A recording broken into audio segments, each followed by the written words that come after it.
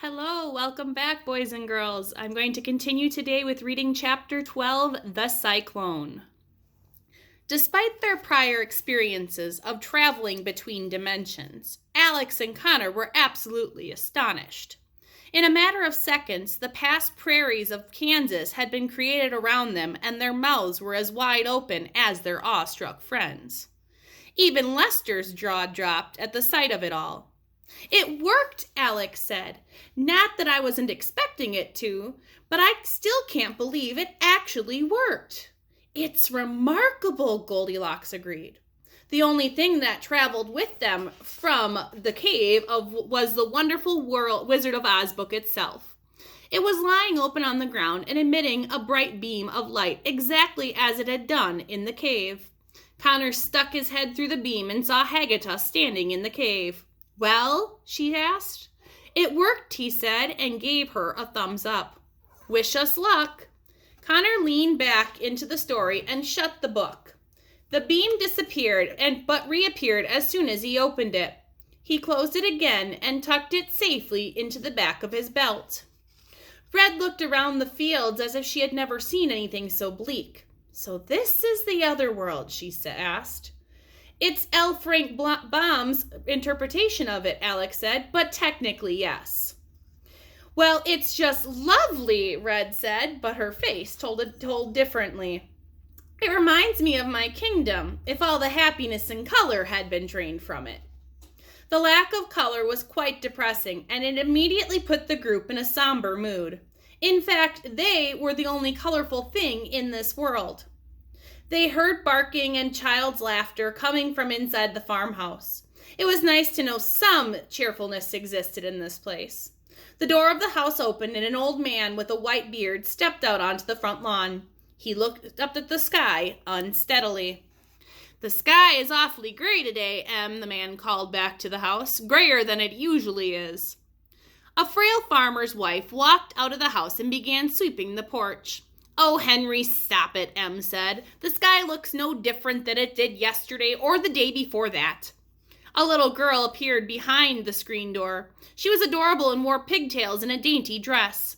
She held her scruffy little dog in her arms and lovingly stroked his fur. "No, I've got a bad feeling about this," Henry said. "We may have a cyclone on our hands." "You'll worry Dorothy if you keep talking like that. Now go inside," Em ordered.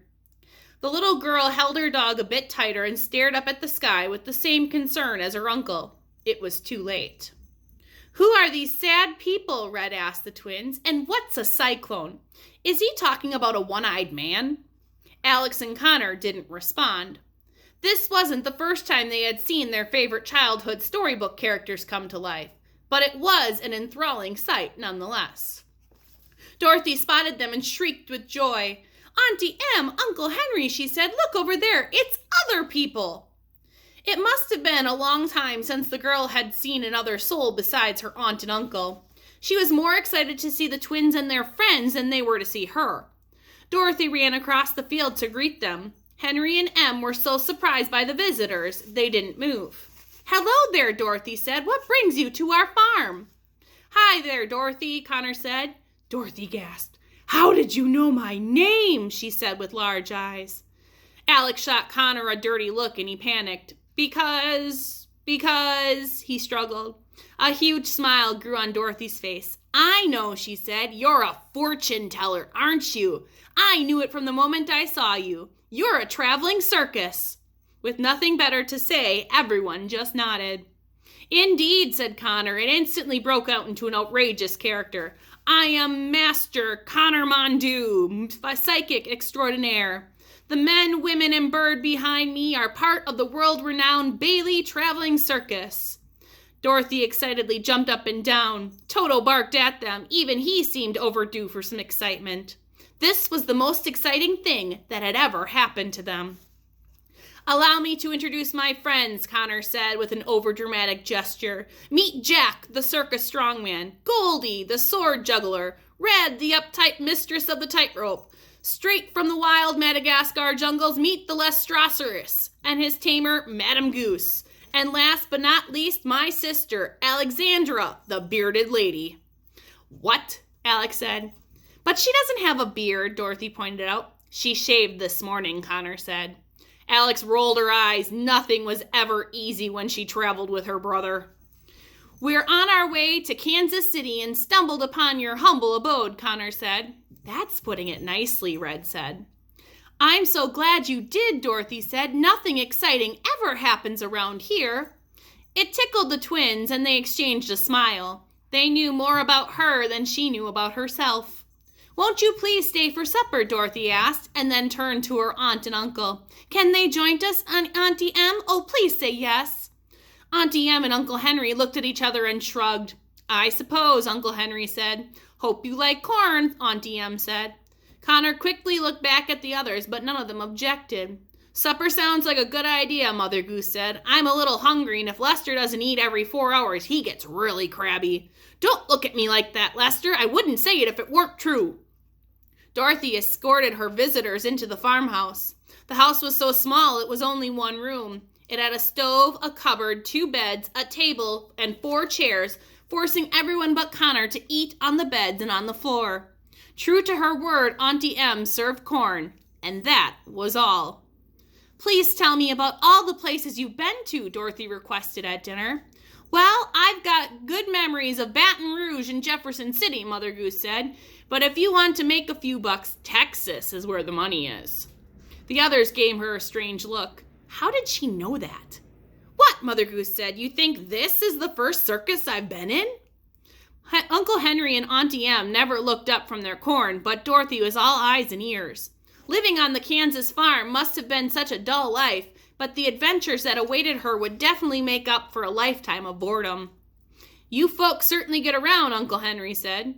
Speaking of getting around, Jack said, have any of you noticed an awkward man around these parts? He might go by Lloyd or the masked man, Goldilocks said. He's a friend of ours from the circus. We're looking for him.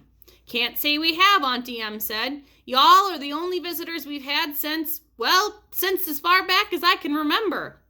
This was disappointing and also confusing to the twins. If there was no sign of their uncle in this story, had he already traveled into another book? He must be somewhere else, Connor said. It was a loaded statement, but luckily only his sister and friends caught on. I wish I was somewhere else, Dorothy said with a sigh. Sometimes I dream about joining the circus just so I can see the world, but I don't think Toto and I will ever get out of Kansas. A strong wail of wind came from outside, followed shortly by a high-pitched whistling. The sounds were alarming, and Dorothy, Henry, and Em froze solid. The tiny house began to rock as the wind grew stronger and stronger outside. It's a cyclone, Henry yelled and stood up from the table. I'll free the animals. He jumped from the table and ran out of the house in a panic.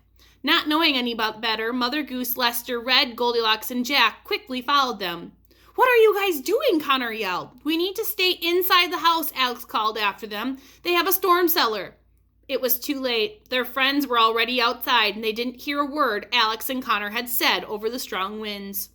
Em dove to the center of the room and rolled up the rug, revealing a square door built into the floor. Quick, Dorothy, follow me into the cellar, Em ordered. She pulled the door open and climbed into the storm cellar under the house. Toto was frightened and jumped off Dorothy's lap and hid under her bed. Toto, she said, come here, boy. While Dorothy tried to retrieve her dog, Alex and Connor ran outside to retrieve their friends. The sky was so gray it was almost black. The wind blew from every direction and was so strong it was almost impossible to stay standing. The twins found their friends in the barn, helping Henry set the animals free. The cows and horses ran out of the barn and into the fields away from the approaching storm. You guys, we've got to get back into the house, Connor yelled. Trust us, this is going to get nasty. The storm cellar is the only guaranteed chance we have to survive this, Alex said. They figured the twins knew what they were doing since they knew the story, and so they followed the twins out of the barn and back toward the house, but came to a quick halt. They screamed and pointed up to the sky. Spiraling down from the black clouds was an enormous tornado. The tornado touched the ground and headed directly for the small farmhouse. The twins and their friends had to grab one another's hands to stay on their feet. We don't have time to get to the cellar, Connor yelled. Alex screamed, Connor, look over there, she shouted, and pointed to a nearby field.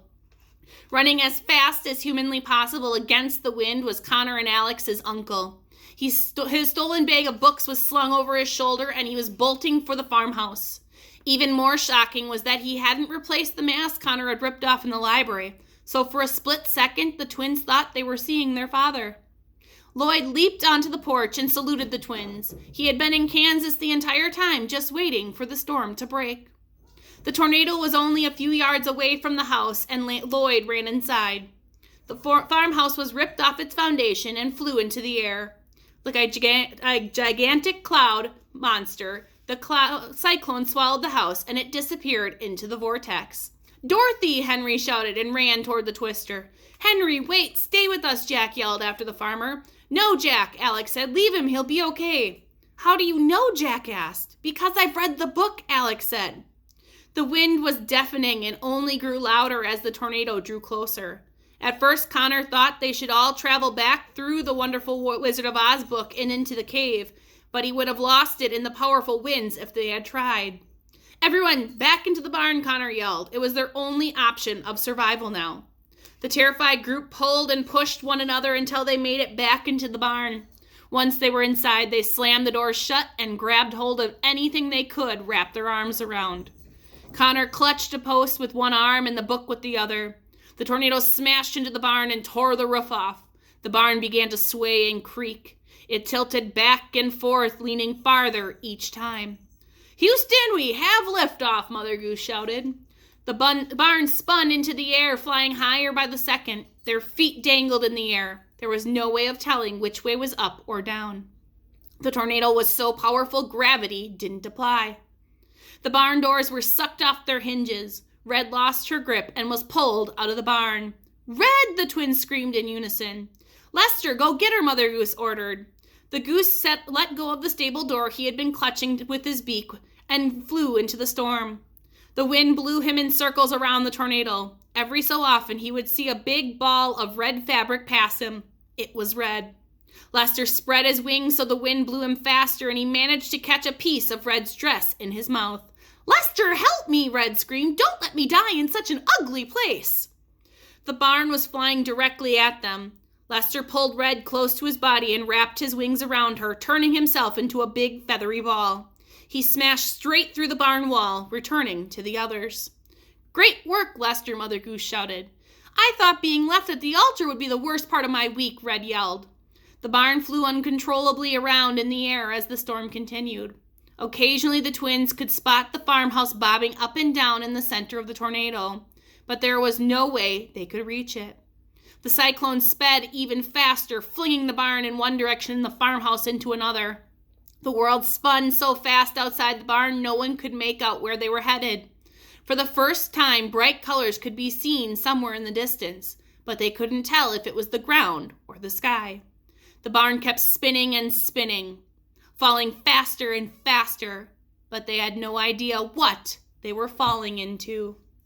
And that's the end of our chapter. Our next chapter will be called Chapter 13, The Tin Woodman. I'll see you guys later. Bye.